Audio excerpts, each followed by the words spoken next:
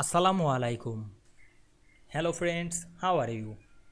Welcome back to my new video. In this video, I am going to show you how to add a floating text box in Microsoft Word. Let's get started. Firstly, we have to open a Word document.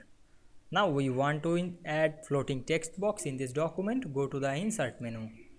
Then click the text box option and find and select the floating text box. Then insert it. Now we can see we insert the floating text box. Then write title on the floating text box.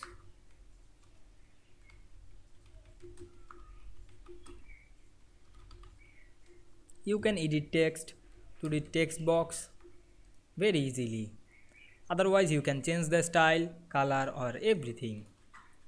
Go to the format menu and change color, style or text outline or text fill. I hope you enjoyed the video. Please like, comment, share and subscribe my channel.